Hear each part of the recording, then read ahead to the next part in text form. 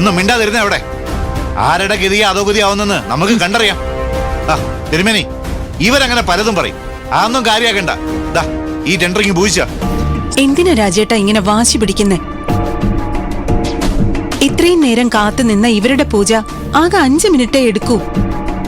അത് കഴിഞ്ഞിട്ട് ടെൻഡർ പൂജിച്ച അത്രയും വലിയ പ്രശ്നമൊന്നും ആവില്ലല്ലോ.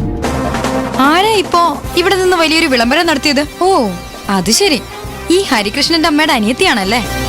പെട്ടെന്ന് എനിക്ക് അങ്ങോട്ട് മനസ്സിലായില്ല. അതെ മോളെ, ഞാനീ ഹരികൃഷ്ണന്റെ അമ്മയുടെ അനുജത്തി തന്നെയാ. അത് മാത്രമല്ല, നിന്റെ പെറ്റമ്മ കൂടിയാ. അത് നിനക്ക് ചിലപ്പോ പെട്ടെന്ന് മനസ്സിലായിന്ന് വരില്ല.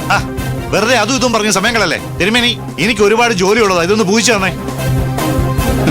ഞങ്ങളുടെ താലം ആദ്യം പൂജിച്ചു തരണം, അത് കഴിഞ്ഞിട്ട് മതി മറ്റെന്തും. മിണ്ടാതിക്കട ചക്ക, അതൊക്കെ പൂജാരി തീരുമാനിക്കും. രാജേട്ടാ, ഭഗവതിയുടെ ശ്രീകോവിലിന് മുന്നിൽ നിന്ന് ഇങ്ങനെ ഒച്ച എടുക്കരുത്. ദേവിയെ കോപം കൂടി വാങ്ങരുത്. ഓ മതി, നിർത്തും നിന്റെ ഉപദേശം. ഞങ്ങളുടെ കൂടെ ഇവിടെ നിൽക്കേണ്ടതാ അമ്മ. അത് ചെയ്യാതെ ഞങ്ങളുടെ ശത്രുക്കളുടെ കൂടെ നിന്ന് ഡാഡിയെ ഗുണദോഷിക്കുന്നോ? ഡാഡിക്ക് ടെൻഡർ കിട്ടുന്നതിനേക്കാളും അമ്മയ്ക്ക് പ്രധാനം ഈ നാശങ്ങളുടെ കല്യാണമാണോ? എന്താ നീ പറഞ്ഞത്? നാശങ്ങളുടെ കല്യാണമെന്നോ? അതെ, അത് തന്നെയാ പറഞ്ഞത്.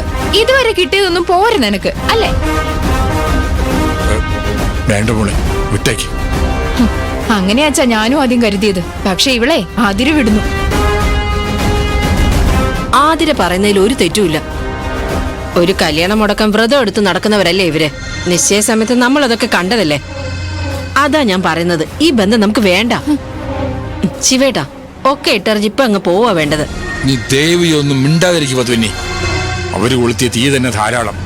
അതിന്റെ കൂടെ നിന്റെ വക എണ്ണയും കൂടെ വേണ്ട. ഇവര് പറയുന്ന ധിക്കാരമൊക്കെ കേട്ട് എന്റെ മോൾ അങ്ങനെ മിണ്ടാതിരിക്കണോന്നാണോ ശിവേട്ടൻ പറയുന്നത്?